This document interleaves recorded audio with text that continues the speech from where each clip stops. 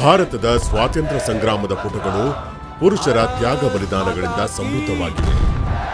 ಆದರೆ ಇತಿಹಾಸದ ಆಳದಲ್ಲಿ ಮತ್ತೊಂದು ಕಥೆ ಇದೆ. ಅಲ್ಲಿ ಮಹಿಳೆಯರು ಕೇವಲ ಅನುಯಾಯಿಗಳಲ್ಲ, ಅವರೇ ನೇತಾರರು. ಕರ್ನಾಟಕದ ನೆಲದಲ್ಲಿ ಆಂಗ್ಲರ ದರ್ಪವನ್ನು ಮೊದಲು ಪ್ರಶ್ನಿಸಿದ್ದು ಒಬ್ಬ ಹೆಣ್ಣು. ಹೌದು, ಕರ್ನಾಟಕದ ಸ್ವಾತಂತ್ರ್ಯ ಹೋರಾಟವು ಏಕರೂಪದ್ದಾಗಿರಲಿಲ್ಲ.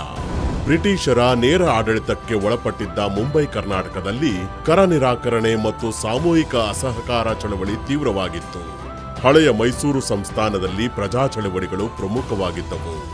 ಈ ನೆಲದಲ್ಲಿ ಪ್ರತಿರೋಧದ ಬೇರುಗಳು ಗಾಂಧಿಯುಗಕ್ಕಿಂತಲೂ ಬಹಳ ಹಳೆಯವು. ನಾವು ಈಗ ಬ್ರಿಟಿಷರ ಪ್ರವೇಶಕ್ಕೂ ಮುಂಚಿನ ಕಾಲಕ್ಕೆ ಹೋಗಬೇಕು. ಅದು 16ನೇ ಶತಮಾನ. ವಿದೇಶದಿಂದ ಬಂದು ಇಲ್ಲಿನವರನ್ನು ಅಡಿಯಾಳಾಗಿ ಮಾಡಿಕೊಂಡ ಪೋರ್ಚುಗೀಸರ ವಿರುದ್ಧ ಸೆಣಸಿದ ಭಾರತದ ಮೊದಲ ಮಹಿಳಾ ವೀರಮಾತೆ ರಾಣಿ ಅಬ್ಬಕ್ಕಾದೇವಿ. ತುಳುನಾಡಿನ ಚೌಟಾ ವಂಶದ ರಾಣಿ. ಉಳ್ಳಾಲವನ್ನು ರಾಜಧಾನಿಯನ್ನಾಗಿ ಮಾಡಿಕೊಂಡಿದ್ದ ಅಬ್ಬಕ್ಕ ಪೋರ್ಚುಗೀಸರ ಆಕ್ರಮಣದ ಯತ್ನಗಳನ್ನು 4 ದಶಕಗಳ ಕಾಲ ಯಶಸ್ವಿಯಾಗಿ ಹಿಮ್ಮೆಟ್ಟಿಸಿದಳು. ಉಳ್ಳಾಳವನ್ನು ವಶಪಡಿಸಿಕೊಳ್ಳಲು ಬಂದ ಪೋರ್ಚುಗೀಸರಿಗೆ ಸಶಸ್ತ್ರ ಪ್ರತಿರೋಧದ ಮೂಲಕ ಉತ್ತರ ನೀಡಿದ ಧೀರೆ ಇವಳು. ಅವಳ ಅಚಲ ಧೈರ್ಯಕ್ಕಾಗಿ ಇಂದಿಗೂ ಅಭಯರಾಣಿ ಎಂದೇ ಹೆಸರಾಗಿದ್ದಾಳೆ. ಸುಮಾರು 2 ಶತಮಾನಗಳ ನಂತರ ಉತ್ತರ ಕರ್ನಾಟಕದಲ್ಲಿ ಮತ್ತೊಬ್ಬ ಮಹಾರಾಣಿ ಸಿಡಿದೆದ್ದಳು.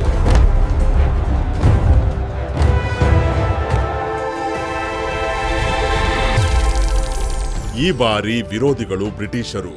ದತ್ತು ಮಕ್ಕಳಿಗೆ ಹಕ್ಕಿಲ್ಲ ನೀತಿಯ ವಿರುದ್ಧ ಕಿತ್ತೂರಿನ ರಾಣಿ ಚೆನ್ನಮ್ಮ ಸವಾಲು ಹಾಕಿದಳು. 1824ರಲ್ಲಿ ಬ್ರಿಟಿಷ್ ಈಸ್ಟ್ ಇಂಡಿಯಾ ಕಂಪನಿಯ ವಿರುದ್ಧ ಚೆನ್ನಮ್ಮ ನೇರವಾಗಿ ಸಶಸ್ತ್ರ ದಂಗೆಯನ್ನು ಮುನ್ನಡೆಸಿದಳು. ಮೊದಲ ಹಂತದಲ್ಲಿ ಬ್ರಿಟಿಷ್ ಪಡೆಗಳನ್ನು ಸೋಲಿಸಿ ಕಿತ್ತೂರು ಪ್ರಾಂತ್ಯವನ್ನು ರಕ್ಷಿಸಿದರೂ ಅಂತಿಮವಾಗಿ ಸೋತು ಬಂಧನಕ್ಕೊಳಗಾದಳು. 1829ರ ಫೆಬ್ರವರಿ 2ರಂದು ಅವಳು ಸೆರೆಯಲ್ಲಿಯೇ ಮರಣ ಹೊಂದಿದಳು. 1837ರ ಸಿಪಾಯಿ ದಂಗೆಗೂ ಮುನ್ನವೇ ಬ್ರಿಟಿಷರ ನಿದ್ದೆಗೆಡಿಸಿದ ಚೆನ್ನಮ್ಮನ ತ್ಯಾಗವು ಮುಂಬೈ ಕರ್ನಾಟಕದ ಸ್ವಾತಂತ್ರ್ಯ ಹೋರಾಟಕ್ಕೆ ಪ್ರಬಲವಾದ ಭಾವನಾತ್ಮಕ ಪ್ರೇರಣೆ ನೀಡಿತು. ಕತ್ತಿಯ ಮೂಲಕ ನಡೆದ ಈ ಹೋರಾಟವು ನಂತರ ಅಹಿಂಸೆ ಮತ್ತು ಸತ್ಯಾಗ್ರಹದ ಮಾರ್ಗಕ್ಕೆ ತಿರುಗಿತು.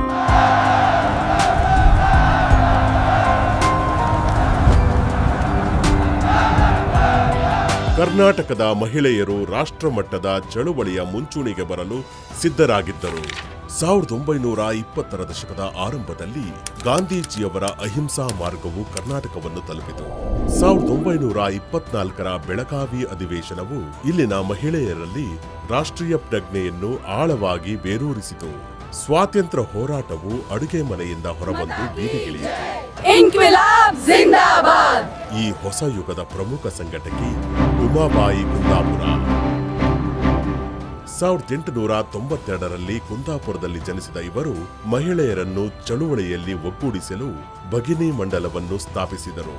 1924ರ ಕಾಂಗ್ರೆಸ್ ಅಧಿವೇಶನದ ನಂತರ ವಿಧವೆಯರು ಸೇರಿದಂತೆ ಸಾವಿರಾರು ಮಹಿಳೆಯರನ್ನು ಹೋರಾಟಕ್ಕೆ ಸಜ್ಜುಗೊಳಿಸುವಲ್ಲಿ ಯಶಸ್ವಿಯಾದರು. ಅಲ್ಲದೆ ಅವರು ರಾಷ್ಟ್ರೀಯ ಶಿಕ್ಷಣವನ್ನು ಉತ್ತೇಜಿಸಲು ಹುಬ್ಬಳ್ಳಿಯಲ್ಲಿ ತಿಲಕ್ ಕನ್ಯಾ ಶಾಲೆಯನ್ನು ಸಹ ಸ್ಥಾಪಿಸಿದರು. ಸ್ವಾತಂತ್ರ್ಯ ನಂತರ ಸರ್ಕಾರವು ಹೋರಾಟಗಾರರಿಗೆ ಪಿಂಚಣಿ ಮತ್ತು ತಾಮ್ರಪತ್ರ ಗೌರವವನ್ನು ನೀಡಲು ನಿರ್ಧರಿಸಿತು. ಆದರೆ ಉಮಾಬಾಯಿ ಅವರು ನಿಸ್ವಾರ್ಥ ಸೇವೆಗೆ ಯಾವುದೇ ವೈಯಕ್ತಿಕ ಲಾಭವನ್ನು ನಿರೀಕ್ಷಿಸಿರಲಿಲ್ಲ. ಅವರು ಸರ್ಕಾರಿ ಗೌರವಗಳನ್ನು ಸ್ಪಷ್ಟವಾಗಿ ನಿರಾಕರಿಸಿದರು. ಇದು ಅವರ ಆದರ್ಶಕ್ಕೆ ಅತ್ಯುನ್ನತ ಸಾಕ್ಷಿ. ಮಂಗಳೂರಿನಲ್ಲಿ ಜನಿಸಿದ ಕಮಲಾದೇವಿ ಚಟ್ಟೋಪಾಧ್ಯಾಯರವರ ಧೈರ್ಯವು ರಾಷ್ಟ್ರಮಟ್ಟದಲ್ಲಿ ಮೊಳಗಿತು.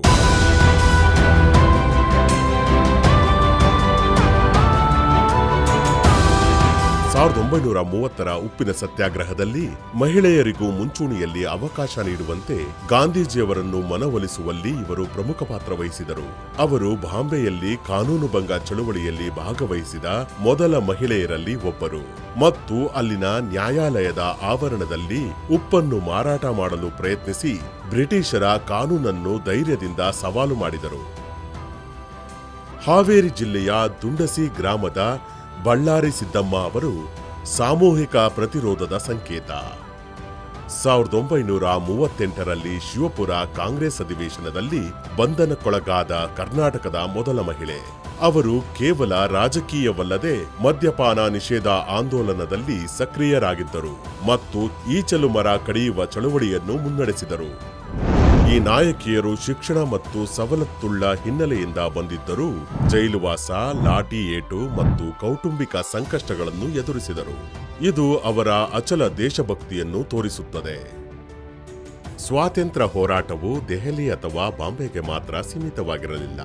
ಅದು ಹಳ್ಳಿಗಳ ಬಡ ರೈತಾಪಿ ವರ್ಗದ ಮೇಲೆ ಬ್ರಿಟಿಷರು ಹೇರಿದ್ದ ಹುಲ್ಲಬನ್ನಿ ತೆರಿಗೆ ಅಥವಾ ಜಾನುವಾರಿನ ಮೇಲಿನ ತೆರಿಗೆ ವಿರುದ್ಧ ಸಿಡಿದೆದ್ದಿತು.